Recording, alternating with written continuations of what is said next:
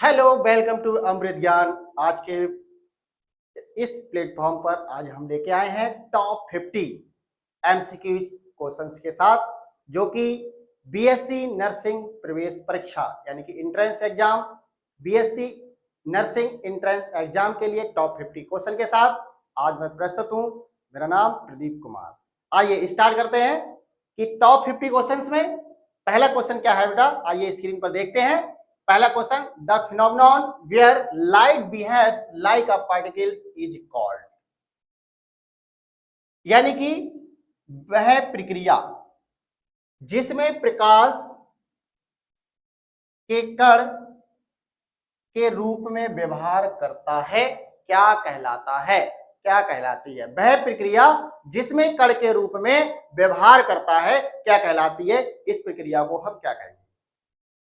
आपको पता है कि जो प्रकाश है वो ऊर्जा के छोटे छोटे बंडलों के रूप में चलता है।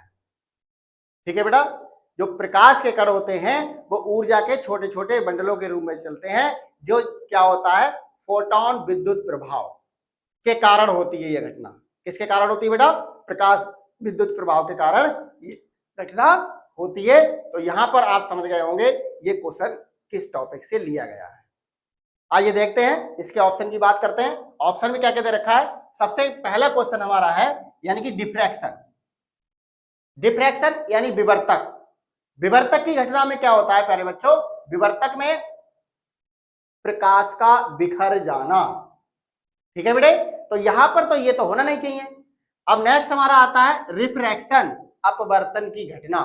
तो अपवर्तन की घटना में क्या होता है? प्रकाश आता है और सीधे निकलता है, लेकिन थोड़ा सा विचलित हो जाता है यानी कि मुड़ जाता है। तो यहां पर बेटा मुड़ने की बात ही नहीं हो रही है, तो ये तो हमारा वैसे भी रॉन्ग आंसर हो जाएगा। फोटॉन्स, फोटोन क्या होते हैं? अभी मैंने आपको बताया, फोटोन ऊर्जा के छोटे छोटे बंडलों के रूप में रहता है। ई बराबर एच न्यू, इसकी ऊर्जा कितनी होती है फोटोन की? ई बराबर एच न्यू होती है। प्रत्येक फोटोन की ऊर्जा यहां पर एच न्यू के बराबर होती है प्यारे बच्चों।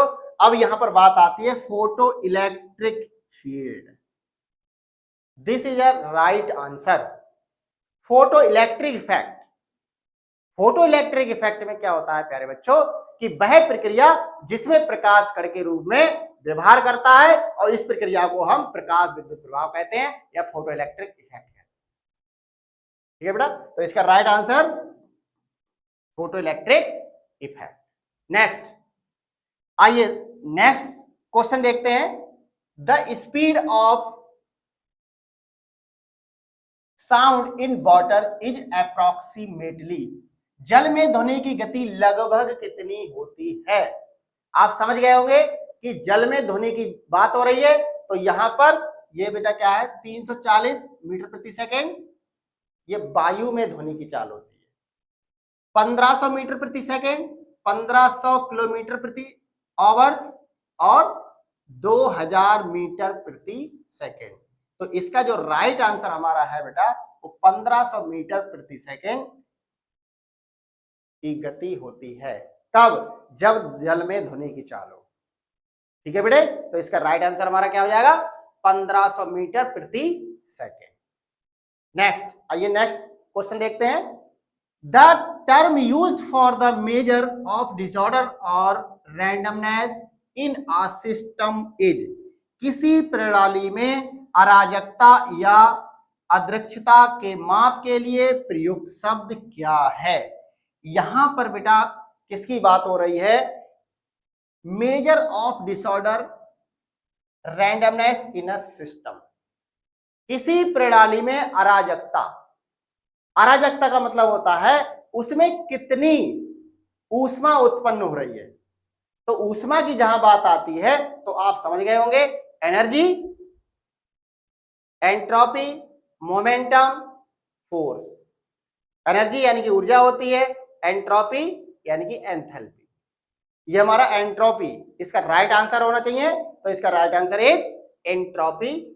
This is a right answer. Okay, next question देखते हैं। आइए नेक्स्ट क्वेश्चन के साथ। Fourth question, the energy stored in a stressed spring is an example of, एक खींची हुई स्प्रिंग में संचित ऊर्जा का उदाहरण किसका होता है? यानी कि यहां पर एक स्प्रिंग की बात हो रही है, एक स्प्रिंग है, आप देख लीजिए ये स्प्रिंग यहां से लगा हुआ है इस तरीके से, ठीक है बेटे। तो खींची हुई स्प्रिंग में संचित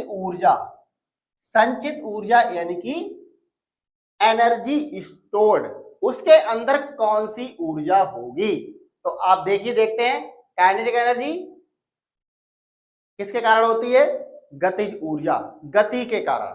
तो यहां पर स्प्रिंग गति थोड़ी कर रहा है बेटा, ठीक है। तो इसका right no, this is a wrong answer.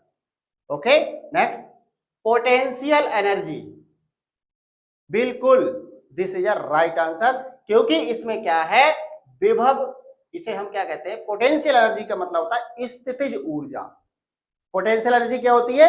स्थितिज ऊर्जा, यानी कि उसकी स्थिति के कारण उत्पन्न ऊर्जा को हम क्या कहते हैं? पोटेंशियल एनर्जी कहते हैं। तो इसका right answer potential energy. Thermal energy ऊष्मीय ऊर्जा, इलेक्ट्रोमैग्नेटिक विद्युत चुंबकीय एनर्जी। तो इसका राइट आंसर बेटा क्या है? Potential energy. किसी पिंड में या किसी वस्तु में उसकी स्थिति के कारण उत्पन्न ऊर्जा को स्थितिज ऊर्जा कहते हैं। This is a right answer, option number B. Okay, आइए देखते हैं next. The force acting on an object in a uniform circular motion is, एक समान वृत्तीय गति में किसी वस्तु पर कार्य करने वाला बल क्या होता है? यानी कि यहां पर एक समान वृत्तीय गति की बात हो रही है। वृत्तीय गति यानी कि आप इस तरीके समझ लीजिए, तो यहां पर जो बल होगा वो कौन सा लगेगा? आप समझ गए होंगे, यहां पर जो सेंटर है हमारा, क्या है बेटा? सेंटर। जब सेंटर की बात आती है तो सेंटर का मतलब यहां पर आप समझ गए होंगे, सेंटर से क्या ऑप्शन हो सकता है? सेंट्रल पिटल फोर्स, बिल्कुल अभिकेंद्रीय बल। सेंट्रीपिटल फोर्स को हम कहते हैं बेटा अभिकेंद्रीय बल, क्योंकि यहां पर वृत्तीय गति हो रही है, वृत्त के अंदर का जो सेंटर हमारा होगा, ये पॉइंट दे रखा है, तो यहां पर अभिकेंद्रीय बल लगता है। तो इसका right option number A is a right answer. ठीक है बेटे, आइए नेक्स्ट देखते हैं। ऑप्शन और भी देख लीजिए, ग्रेविटेशनल फोर्स, गुरुत्वाकर्षण बल, चुंबकीय बल, घर्षण बल। ये तो बेटा बिल्कुल ही रॉन्ग आंसर। ठीक है, आइए नेक्स्ट देखते हैं। नेक्स्ट क्या है? ठीक है बेटा, आइए देखते हैं। The force that causes an object to move in a circular path is called, बिल्कुल बेटे ये बात फिर बाहर से निकल के आ गई, वह बल जो किसी वस्तु को वृत्तीय पथ में गति करने के लिए कारण बनता है उसे क्या कहते हैं? यानी कि क्या है? वह बल जो किसी वस्तु को वृत्तीय पथ में गति करने के लिए कारण बनता है उसे क्या कहते हैं? कारण बनने का मतलब क्या है यहाँ पे बेटा? आप समझ लीजिए, यानी कि ये क्या है? वृत्त है, सर्कुलर है, सर्किल है। तो यहां पर जब हम किसी वस्तु को वृत्तीय पथ में करेंगे, अब यहां से चलने का काम हो रहा है, तो यहां पर कौन सा बल लगेगा? तो इसमें भी बेटा अभिकेंद्रीय बल लगेगा। इसका भी राइट आंसर हमारा कौन सा होना चाहिए? सेंट्रीपिटल फोर्स होना चाहिए। आइए देखते हैं इसका option number centripetal force, इसका right answer A is right answer होगा बेटा। ग्रेविटेशनल फोर्स ये नहीं, फ्रिक्शनल फोर्स नहीं, मैग्नेटिक फोर्स नो। तो इसका right answer is centripetal force, यानी कि किसी वस्तु में उसकी वृत्तीय गति में गति करने के लिए बल कार्य करता है, उसे हम सेंट्रल पिटल फोर्स कहते हैं। आइए नेक्स्ट देखते हैं। The unit of electric power in the SI system is, SI प्रणाली में विद्युत शक्ति की इकाई क्या होती है? विद्युत शक्ति पावर की बात हो रही है, तो आइए देख लेते हैं। वॉट ये पावर का यूनिट होता है, वोल्ट ये विभव का होता है, और ये एम्पियर धारा होती है, जूल हमारा ऊर्जा भी हो सकती है और कार्य भी होता है, दोनों का मात्रक जूल होता है बेटा। तो इसका राइट आंसर हमारा क्या होगा? A, option number A is a right answer. Next, the energy required to raise the temperature of 1 kg of a substance by 1 degree Celsius is called, 1 kilogram पदार्थ का तापमान 1 डिग्री सेल्सियस बढ़ाने के लिए आवश्यक ऊर्जा को क्या कहते हैं? आइए ऑप्शन देखते हैं। स्पेसिफिक हीट कैपेसिटी, विशिष्ट ऊष्मा दक्षता, specific heat capacity, latent heat, latent heat यानी कि गुप्त ऊष्मा, हीट ऑफ फ्यूजन यानी कि ऊष्मा, ऊष्मीय विकिरण, ठीक है। नेक्स्ट, हीट ऑफ वेपोराइजेशन, ऊष्मा का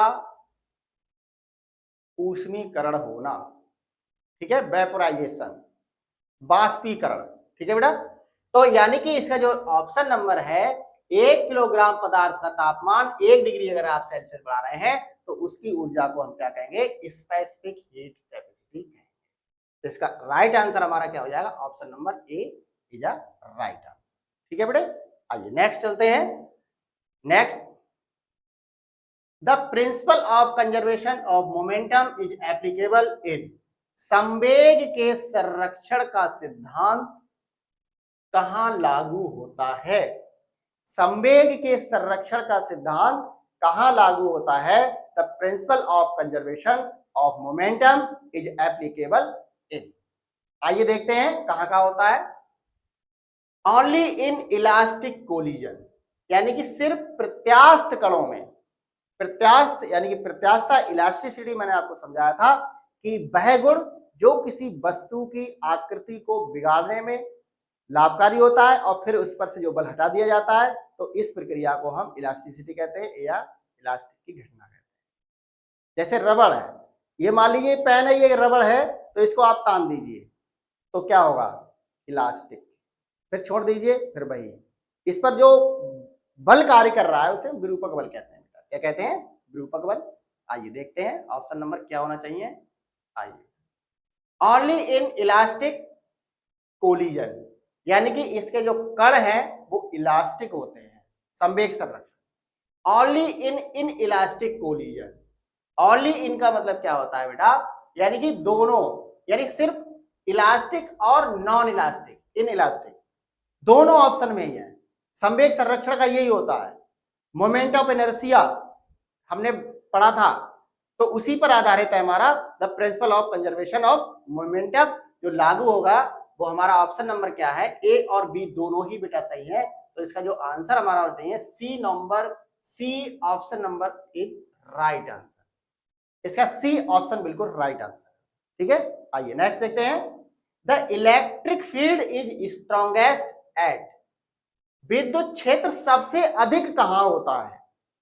विद्युत क्षेत्र कहां होगा? आप समझ गए होंगे।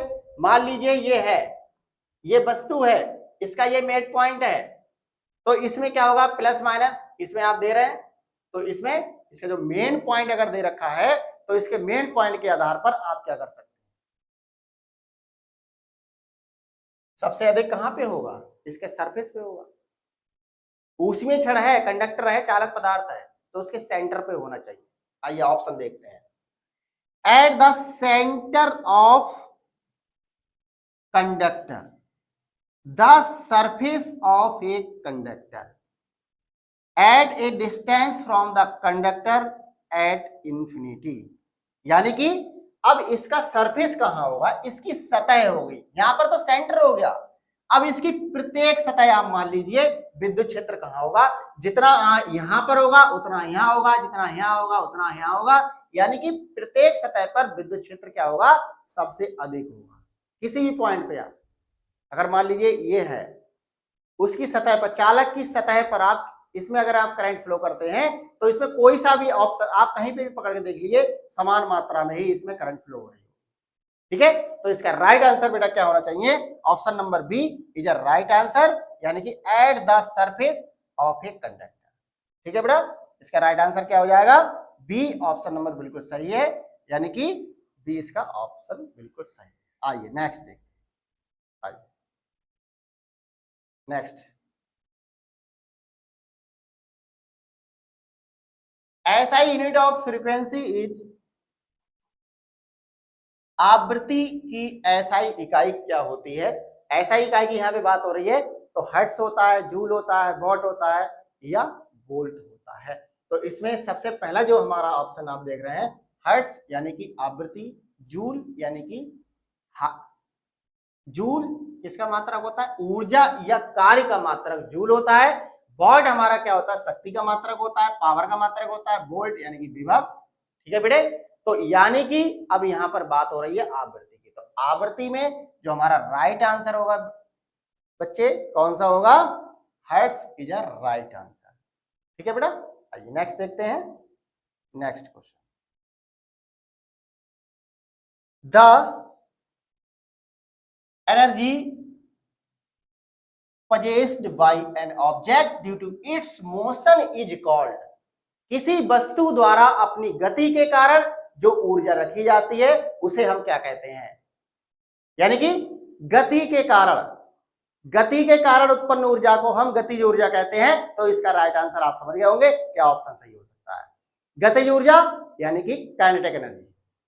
गतिज ऊर्जा को इंग्लिश में क्या कहते हैं बेटा, काइनेटिक एनर्जी बोलते हैं। तो इसका ऑप्शन नंबर आप समझ गए होंगे क्या होना चाहिए, आइए देख लेते हैं। पोटेंशियल एनर्जी, पोटेंशियल एनर्जी उसकी स्थिति के कारण होगा, काइनेटिक एनर्जी उसकी गति के कारण। जब यहाँ पे गति की बात हो रही है तो इसका राइट आंसर हमारा बी होना चाहिए, जिसे हम काइनेटिक एनर्जी के नाम से जानते हैं। थर्मल एनर्जी ऊष्मीय ऊर्जा, ऊष्मा के कारण उत्पन्न ऊर्जा को थर्मल एनर्जी कहते हैं। Chemical energy, next chemical energy रासायनिक ऊर्जा, रसायन के कारण केमिकल्स के कारण उत्पन्न ऊर्जा को केमिकल एनर्जी बोलते हैं। तो इसका राइट आंसर है kinetic energy, option number B. आइए नेक्स्ट क्वेश्चन देखते हैं क्या है बेटा, आइए। The total energy of an object is the sum of, किसी वस्तु की कुल ऊर्जा किसका योग होती है, किसी वस्तु की कुल ऊर्जा किसका योग होती है, किसका योग, यानी कि आपने मैकेनिकल एनर्जी पढ़ी थी तो उसमें यांत्रिक ऊर्जा क्या होती है, kinetic energy plus potential energy is equal to mechanical energy. ठीक है बेटे, तो यहां पर क्या होना चाहिए आप देख लीजिए, kinetic energy and potential energy. बिल्कुल ये ऑप्शन हमारा बिल्कुल राइट बैठता है। ग्रेविटेशनल एनर्जी ये तो बेटा होती कहां है, thermal energy, chemical energy, mechanical energy, wrong. Mechanical energy ही क्या होता है, वो kinetic energy is equal to mechanical energy. ठीक है बेटा, इसको आप प्लस कर दीजिए, ये दोनों के बराबर होती है, kinetic energy and potential energy is equal to mechanical energy. Next option number इसका क्या होगा बेटा, ए ऑप्शन नंबर बिल्कुल राइट। आइए नेक्स्ट देखते हैं, विद्युत धारा किसका प्रभाव होती है, the electric current is the flow of, विद्युत धारा किसका प्रभाव होती है। विद्युत धारा में क्या होता है, विद्युत धारा बहती है तो इसमें इलेक्ट्रॉन होते हैं, क्या होता है बेटा, इलेक्ट्रॉन्स होते हैं। जब विद्युत धारा की बात आती है तो इसमें इलेक्ट्रॉन बहते हैं, flow in electrons in electric field. आइए देखते हैं ऑप्शन इलेक्ट्रॉन्स बिल्कुल राइट आंसर है, protons wrong, neutrons wrong, ions wrong. Right answer is electrons, इसका ऑप्शन नंबर ए बिल्कुल राइट आंसर है। ठीक है, नेक्स्ट आइए आगे देखते हैं। The formula for the potential energy, यानी कि पोटेंशियल एनर्जी स्थितिज ऊर्जा होती है, यानी कि mgh। पोटेंशियल एनर्जी स्थितिज ऊर्जा, an object near the earth surface is, पृथ्वी की सतह के पास किसी वस्तु की संवेग ऊर्जा अगर है तो वो mgh के बराबर होगी। Right answer of the is mgh। देख लेते हैं option PE mgh, right answer हमारा पहला ही बिल्कुल सही है, तो हमें आगे बढ़ने की जरूरत ही नहीं बेटा। Option number A is right answer, PE is equal to potential energy is equal to mgh। ठीक है बेटा, next the work energy theorem states that, कार्य ऊर्जा प्रमेय क्या होती है। कार्य ऊर्जा प्रमेय का मतलब क्या है, यहां पर कार्य ऊर्जा से मतलब होता है work done equal to the change in kinetic energy.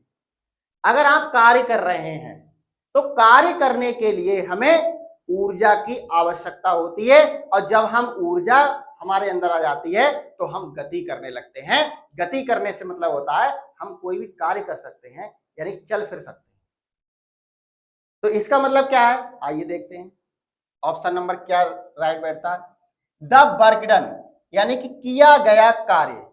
किया गया कार्य क्या होना चाहिए, किए गए कार्य से मतलब होता है बेटा यहां पर, आइए देखते हैं नेक्स्ट।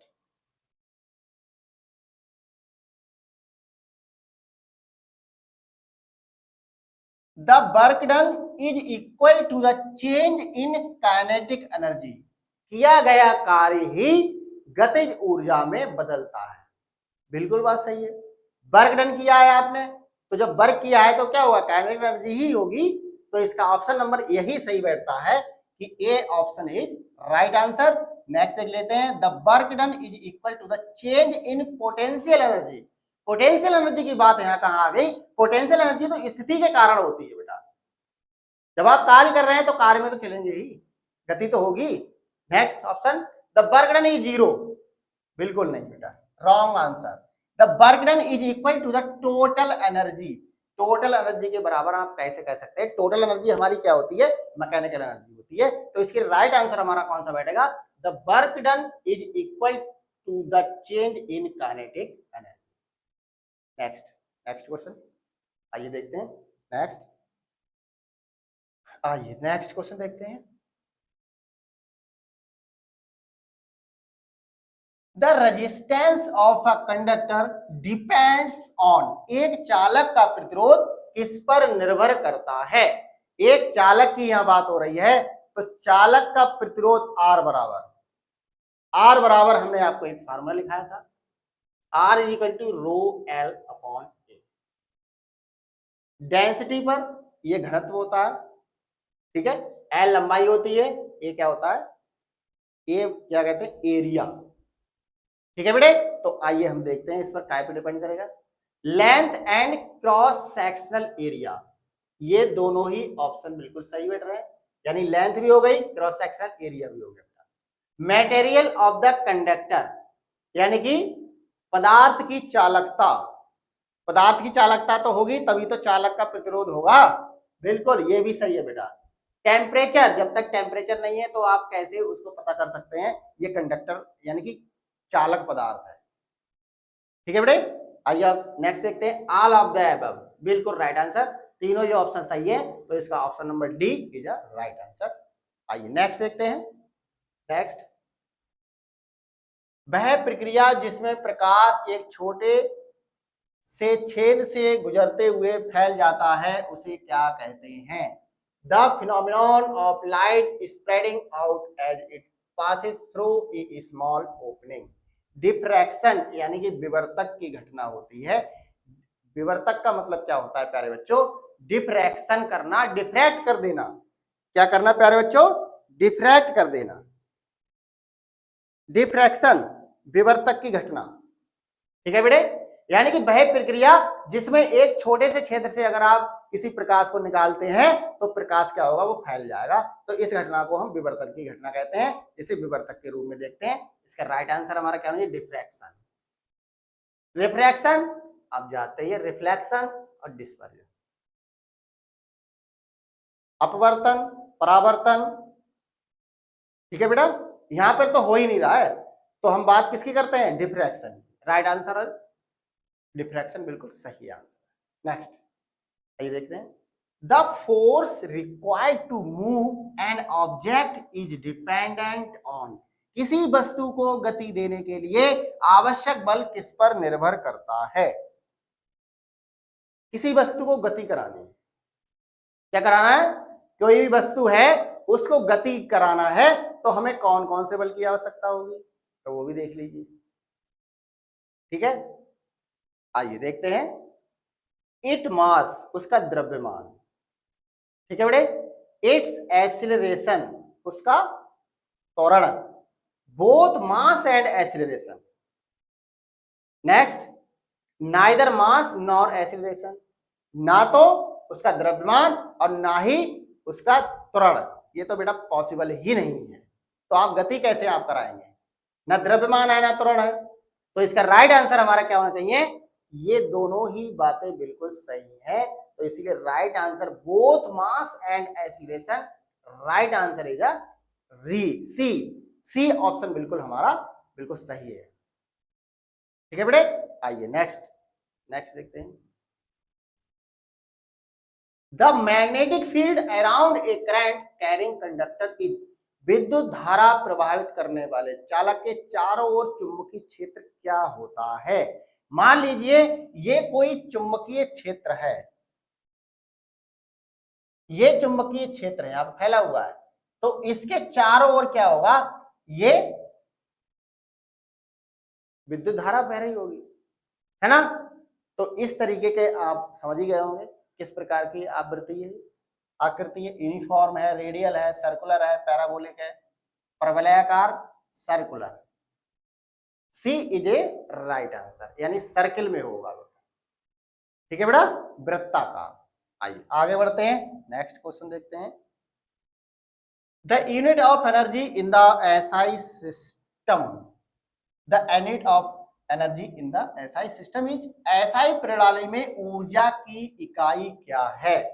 जूल है, न्यूटन है, वॉट है, पास्कल है, तो आप समझ गए होंगे joule is the right answer, इसका सही जवाब होगा। ऊर्जा की इकाई, ऊर्जा का मात्रक जूल होता है, न्यूटन हमारा फोर्स होता है, वॉट यानी पावर होती है, पास्कल यानी कि हमारा प्रेशर दाब होता है बेटा। आइए नेक्स्ट देखते हैं। The reflection of light from a smooth surface below, एक चिकनी सतह से प्रकाश का परावर्तन किसे अनुसरण करता है, यानी कि प्रकाश के अपवर्तन के नियम का, है ना। परावर्तन, रिफ्लेक्शन यानी कि परावर्तन बेटा, ठीक है। रिफ्लेक्शन बोले तो परावर्तन, तो परावर्तन की घटना कहां घटित होगी, रिफ्लेक्शन के नियम पर होगी। तो रिफ्लेक्शन का नियम आप समझते हैं, लॉ ऑफ रिफ्लेक्शन। इसका राइट आंसर हमारा क्या होना चाहिए, लॉ ऑफ रिफ्लेक्शन, इसका बिल्कुल सही आंसर। चिकनी सतह से कोई प्रकाश निकलता है और उसी माध्यम में वापस हो जाता है, तो रिफ्लेक्ट हो जाता है वो, है ना। आइए नेक्स्ट देखते हैं। द नंबर ऑफ ऑसिलेशंस पर सेकेंड इज नोन एज, प्रति सेकंड दोलनों की संख्या को क्या कहते हैं, यानी कि प्रति सेकंड दोलन की जो संख्या है वो किसके बराबर होगी, फ्रीक्वेंसी आवृत्ति के बराबर होगी, प्रति second n is equal to 1/t, ये फार्मूला होता है। प्रति सेकंड, t फॉर टाइम, आवृत्ति यानी कि small n, frequency, right answer is A. Next, the bending of light as it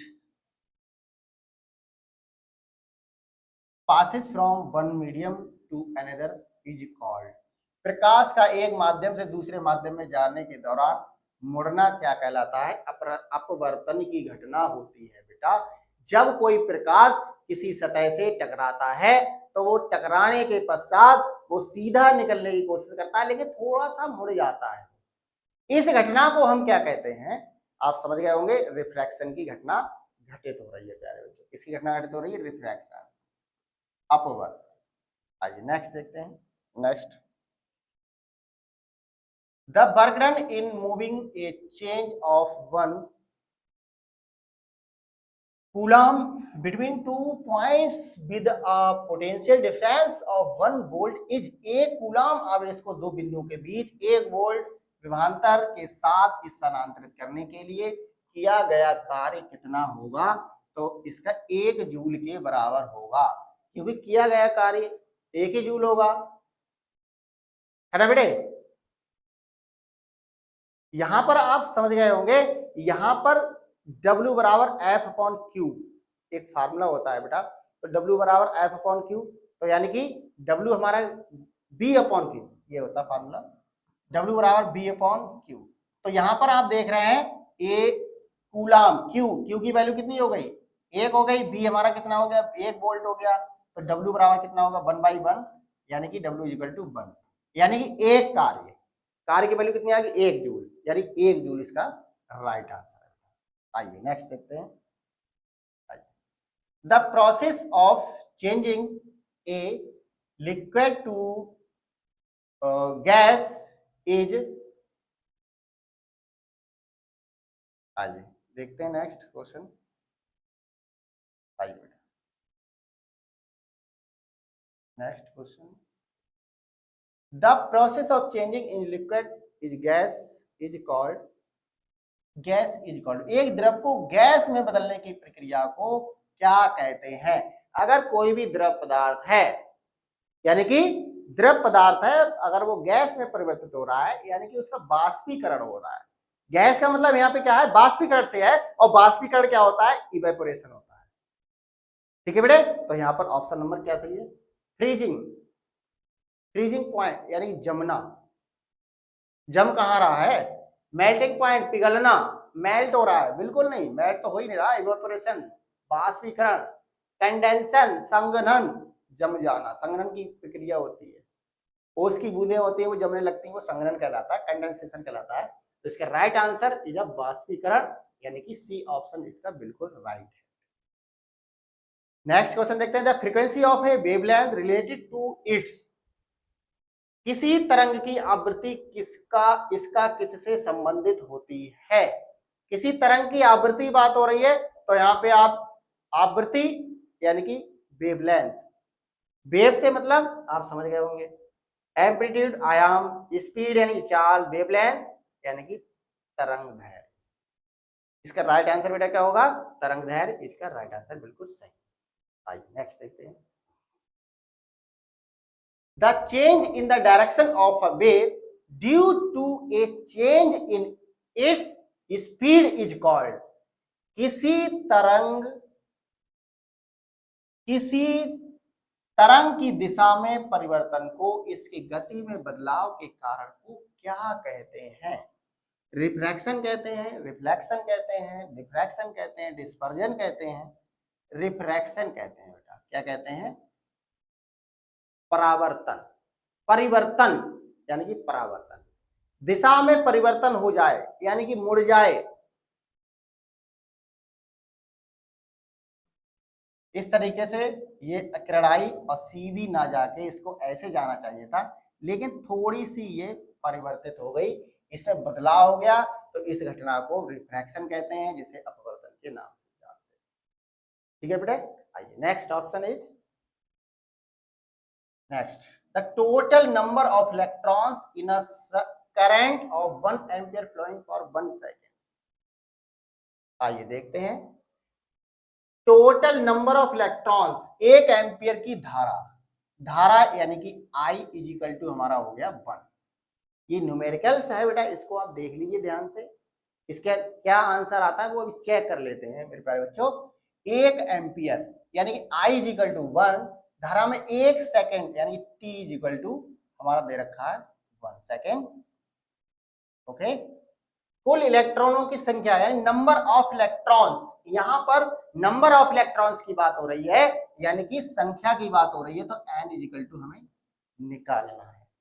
आपने 2 फार्मूले पढ़े होंगे, Q is equal to IT और Q is equal to N। अगर आप इसके कंपेयर करते हैं तो हमारा आंसर क्या निकल के आता है, आप इसकी value n is equal to यहां लगा दीजिए, तो n is equal to IT upon IT हो जाएगा। n इज इक्वल टू कितना हो जाएगा बेटे? IT। अब यहाँ पे देख लीजिए हमें क्या निकालना है, क्या निकालना है? n निकालना है। तो n is equal to E को आप इधर ले जाइए, तो IT अपॉन E, और इसकी बेटा वैल्यू रख दीजिए। I का वैल्यू कितना है? 1, और T का वैल्यू कितना है? 1। E का मान कितना होता है? 1.6 इंटू 10 की पावर -19 होता है। ये वैल्यू होती है इलेक्ट्रॉन्स की, इलेक्ट्रॉन पर चार्ज यानी आवेश होता है, 1.6 इंटू 10 की पावर -19। ठीक है, अब देख लेते हैं बेटा, दिस पॉइंट, अगर इस पॉइंट को हमें हटाना है बेटा, तो जितनी संख्याएं इधर होती हैं, नंबर होते हैं, उतने ही जीरो यहाँ हो जाते हैं। ठीक है बेटे, अब ये कितना मिल गया हमें? ये कैंसिल हो गया बेटा, तो जब कैंसिल हो गया तो 1 इंटू 10 10, ठीक है बेटे, अपॉन 6 16। अब इस 10 टू दी पावर -19 को जब ऊपर ले जाएंगे तो इसका जो आवेश यानी कि जो साइन होता है वो चेंज हो जाता है, या नीचे से ऊपर आए या ऊपर से नीचे जाए, तो इसकी जो घात होती है तो उसमें क्या होता है, साइन में चेंज हो जाता है। तो यहाँ पे माइनस चार्ज है तो माइनस का क्या हो जाएगा, प्लस हो जाएगा। तो इसको आप ऊपर पहुंचा दिए तो 10 की पावर कितनी हो गई, 19। ठीक है बेटे। अब मैं क्या करता हूं, आप 16 को 10 से आप विभाजित नहीं कर सकते तो थोड़ा क्या करेंगे, हम एक जीरो ले लेते हैं। जब हम जीरो की वैल्यू लेंगे तो यहाँ कितना बचेगा, ये 100 हो जाएगा, यहाँ 16 हो जाएगा और ये 10 की पावर 18 हो जाएगी। आप इसको डिवाइड कर दीजिए, भाग कर दीजिए, तो लगभग में इसका जो आंसर आना चाहिए बेटा, यानी कि आप देख रहे हैं इसका आंसर कितना मैच कर रहा है, देख लेते हैं।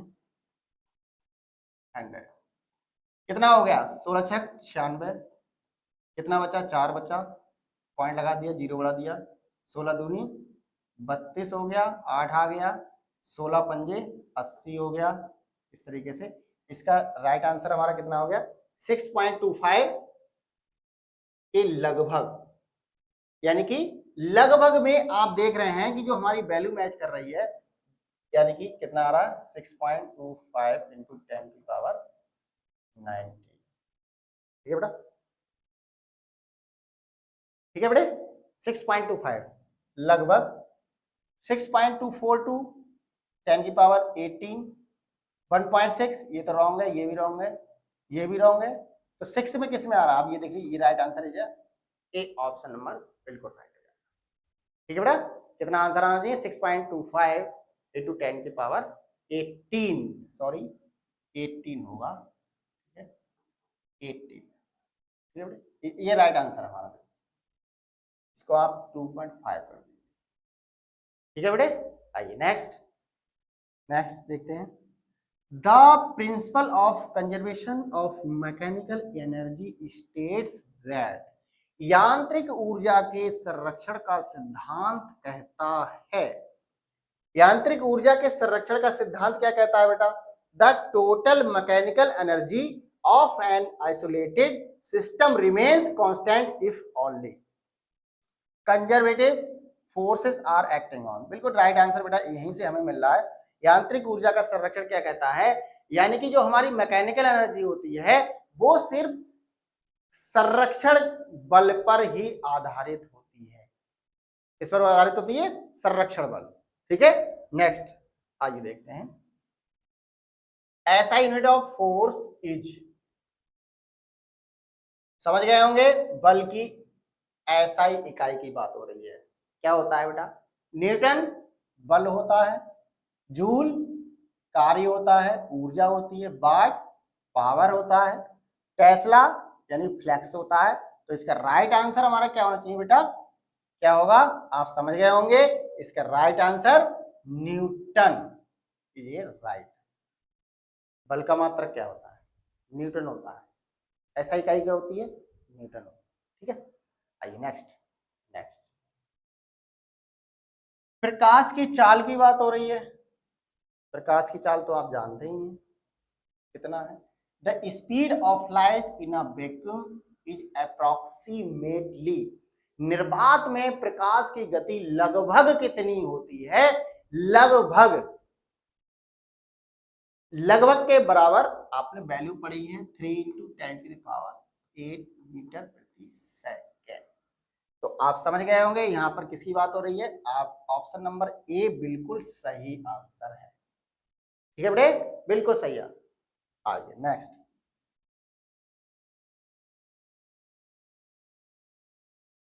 The energy required to change the state of 1 kg of a substance from solid to liquid is, एक पदार्थ की 1 किलोग्राम मात्रा के ठोस से तरल अवस्था में परिवर्तन के लिए आवश्यक ऊर्जा को क्या कहते हैं।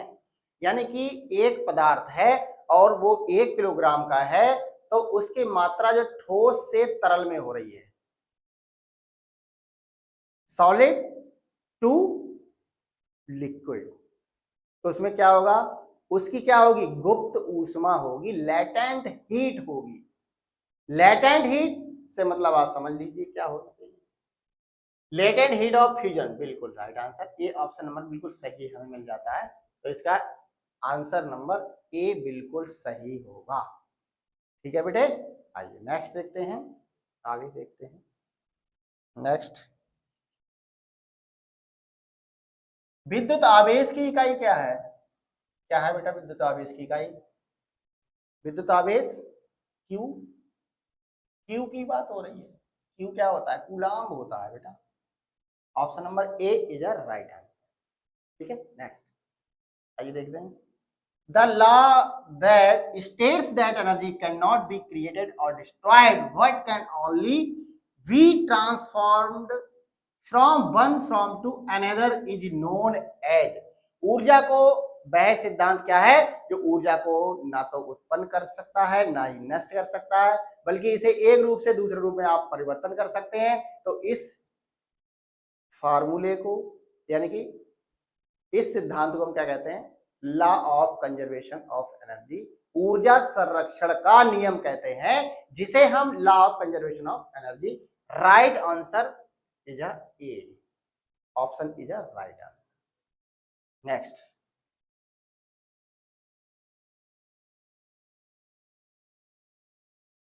Next, which of the following is not a type of heat transfer. निम्नलिखित में से कौन सा गर्मी स्थानांतरण का प्रकार नहीं है? यानी कि यहां पर गर्मी स्थानांतरण यानी कि हीट ट्रांसफर की बात हो रही है। तो हीट ट्रांसफर, कंडक्शन तो चालक होते ही होते हैं, कन्वेक्शन आप समझ ही गए होंगे, रेडिएशन विकिरण होता है, कंप्रेशन कंप्रेस्ड करना। ठीक है बेटा, इसका right answer option number D is a right answer. Next, the speed of sound depends on. ध्वनि की गति किस पर निर्भर करती है? ध्वनि की गति टेम्परेचर पर निर्भर करती है, घनत्व निर्भर करती है, density of the medium, type of the medium, temperature of the medium, all of the above, all of the above. अगर ध्वनि की अगर गति की बात की जाए तो उसके तापमान पर, घनत्व पर और उसके किस प्रकार का माध्यम पर डिपेंड करेगी। All of the above, D option is right answer. Next, the time period of a simple pendulum depends on. एक सरल लोलक का काल किस पर निर्भर करता है? लेंथ ऑफ द पेंडुलम, लंबाई पर, बिल्कुल बात सही है। मास ऑफ द बॉब, बिल्कुल सही है। एक्सीलरेशन, त्वरण ड्यू टू द ग्रेविटी, यानी त्वरण, गुरुत्वीय त्वरण, बिल्कुल सही आंसर है। ऑल ऑफ द एबव, यानी कि इसका राइट आंसर हमारा क्या होगा? डी ऑप्शन नंबर ए बिल्कुल सही है।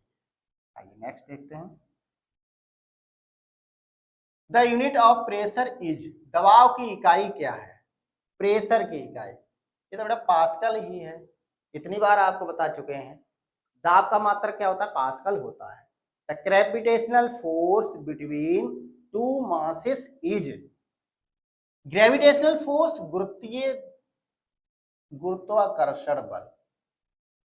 गुरुत्वाकर्षण बल क्या होता है? दो द्रव्यमानों के बीच गुरुत्वाकर्षण बल क्या होगा? दो द्रव्यमान हैं, उनका गुणनफल है, उनके बीच की दूरी है, उसका वर्ग है, और वो एक दूसरे के बीच कर पाती हैं। तो गुरुत्वाकर्षण बल F इक्वल टू, आपने पढ़ा था, capital G m1 m2 upon r square. ये फार्मूला होता है प्यारे बच्चों, तो आप देख लेते हैं। Directly proportional to the product of their masses and inversely proportional to the square of the distance. Product, बिल्कुल बेटा, यहाँ पे प्रोडक्ट यानी कि मास m1 m2 हो गया, proportional square distance between them r square. बिल्कुल बेटा, यही सही आंसर हमें मैच कर रहा है, तो option number A is a right answer. Next question देखते हैं।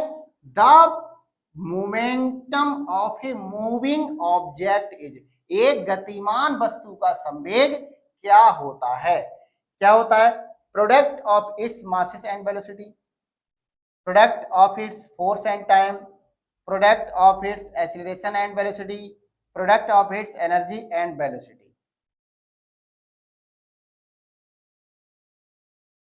उनके गुणनफल, किसका गुणनफल बेटा? प्रोडक्ट यानी कि द्रव्यमान का गुणनफल और उनका वेग, ये वस्तु का संवेग कहलाता है। आपने फार्मूला पढ़ा था P = m × v।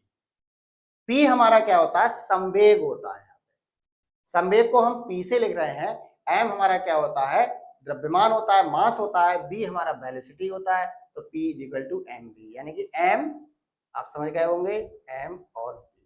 Option number A is a right. Next question देखते हैं। आइए देखते हैं बेटा, नेक्स्ट क्वेश्चन की तरफ चलते हैं।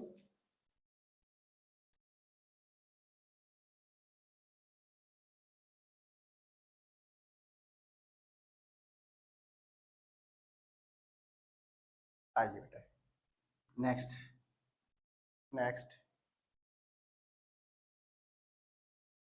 The heat energy required to raise the temperature of 1 kg of water by 1 degree Celsius known as. पानी के 1 किलोग्राम को 1 डिग्री सेल्सियस बनाने के लिए आवश्यक ऊष्मा ऊर्जा को क्या कहते हैं। ऊष्मा ऊर्जा की बात हो रही है प्यारे बच्चों, किसकी बात हो रही है, ऊष्मा ऊर्जा की। तो यहाँ पे क्या होगा, specific heat capacity of water, यानी पानी की ऊष्मीय ऊर्जा, विशिष्ट ऊष्मा ऊर्जा। लेटेंट गुप्त ऊष्मीय ऊर्जा, लेटेंट हीट, बिल्कुल इसका राइट आंसर बेटा यहीं पे हमें मैच कर रहा है। यानी कि अगर पानी का 1 किलोग्राम पानी है और 1 डिग्री सेल्सियस बढ़ाने के लिए ऊष्मा की जो आवश्यकता होगी वो विशिष्ट ऊष्मा दक्षता कहलाती है, पानी की ऊष्मा दक्षता। नेक्स्ट क्वेश्चन देखते हैं। ध्वनि तरंगों की तरंगदैर्घ्य क्या होती है। ध्वनि तरंगों की तरंगदैर्घ्य क्या होती है बेटा, the distance between two successive compressions और रियरफैक्शंस, है ना बेटे। यानी कि हम बात यहाँ पे कर रहे हैं कंप्रेशन यानी संपीड़न की। तो संपीड़न से यहाँ पे मतलब क्या है, यानी कि अगर कोई ध्वनि तरंगे हैं तो उसकी तरंगदैर्घ्य क्या होता है, उनके जो संपीड़न के जो मेन जो बीच की दूरी होती है वो इस पर डिपेंड करती है ना बेटे। ठीक है, next option number A is right answer. ठीक है, नेक्स्ट आगे देखते हैं। The potential energy of a body is maximum at, किसी वस्तु की संवेग ऊर्जा अधिकतम कब होती है, यानी when it is at the highest point in its motion, यानी हाईएस्ट पॉइंट वहां पे होगा जहां पे वो गति होती है, यानी कि गति का सबसे हाईएस्ट पॉइंट, उच्च बिंदु क्या होगा, वो वस्तु की संवेग ऊर्जा सबसे अधिक के बराबर होगा। तो इसका राइट आंसर हमारा क्या हो जाएगा, ए ऑप्शन नंबर बिल्कुल सही है। When it is the at the lowest point, lowest तो होता ही नहीं बेटा, and is the mid point, नहीं मिड पॉइंट से कोई मतलब ही नहीं, नॉर्मल वैसे भी हो गया बेटा। तो इसका right answer is A option number is A सही है। आइए नेक्स्ट देखते हैं। आइए देखते हैं, the process of energy transfer through electromagnetic waves is known as, विद्युत चुंबकीय तरंगों के माध्यम से ऊर्जा स्थानांतरण की प्रक्रिया को हम क्या कहते हैं। यानी कि अगर कहीं विद्युत चुंबकीय तरंग है और उनका माध्यम क्या है, ऊर्जा स्थानांतरण की प्रक्रिया है, उसे हम रेडिएशन या विकिरण कहते हैं। क्या कहते हैं प्यारे बच्चों, उसे हम विकिरण कहते हैं, विकिरण, रेडिएशन। ठीक है बेटे, option number C is a right answer. Next, the principle that explains the working of a hydraulic press is, hydraulic सिद्धांत, यानी कि यहां पर हाइड्रोलिक प्रेस के कार्य को समझाता है वह सिद्धांत जो हाइड्रोलिक प्रेस के सिद्धांत को समझाता है। हाइड्रोलिक ब्रेक आपने पढ़े होंगे, जो क्या होता है हाइड्रोलिक ब्रेक। ठीक है, हाइड्रोलिक ब्रेक क्या होते हैं, जैसे मोटर गाड़ी में होते हैं, ट्रक में होते हैं, बस में होते हैं, तो इनपे क्या होता है, दबाव हम डालते हैं तभी तो उसपे क्या होता है, दबाव डालेंगे तभी तो ब्रेक लगते हैं।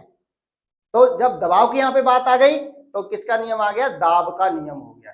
क्या नियम हो गया, दाब का नियम। जो हाइड्रोलिक प्रेस होती है वो किस पर मैच करती है बेटा, हाइड्रोलिक यानी कि दाब के नियम पर आधारित है। किस पर है, दाब का नियम, यानी कि option number C is a right answer, Pascal's law.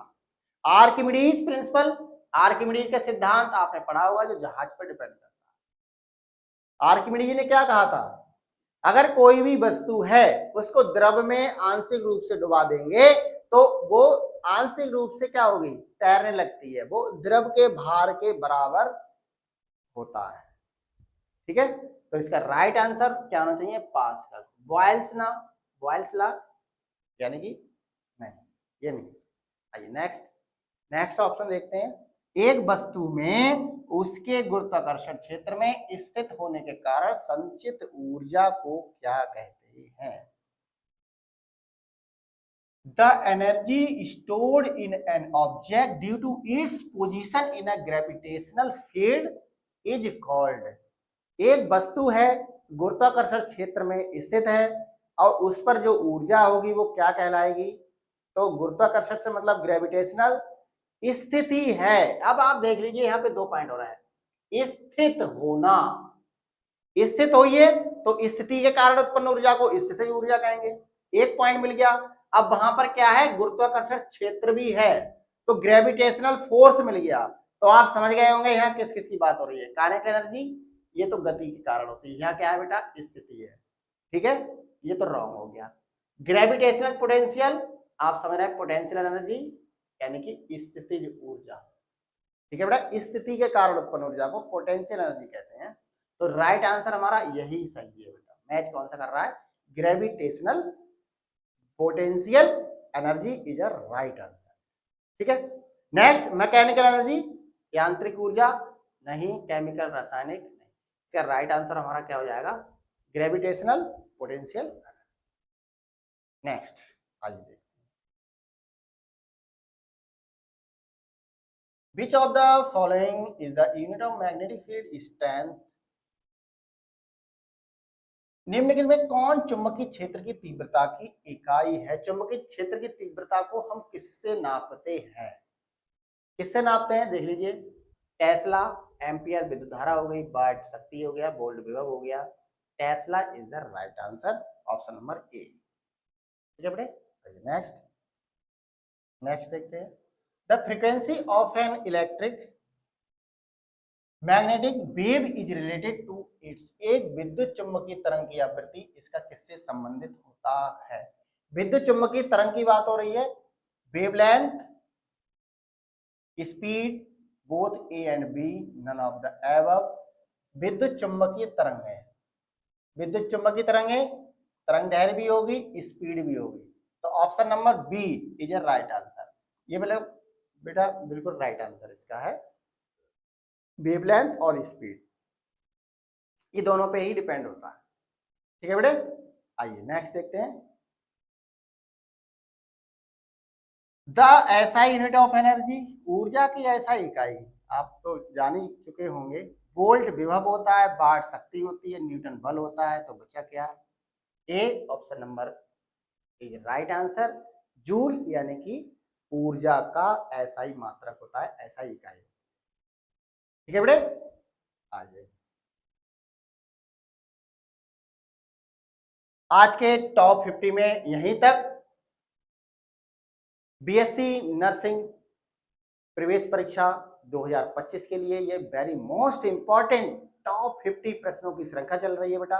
आप इसको देखते रहिए, इसको पढ़ते रहिए, समझते रहिए, और नेक्स्ट वीडियो में हम फिर टॉप 50 एमसीक्यूज के साथ फिर उपस्थित होंगे। तब तक के लिए जय हिंद, जय भारत।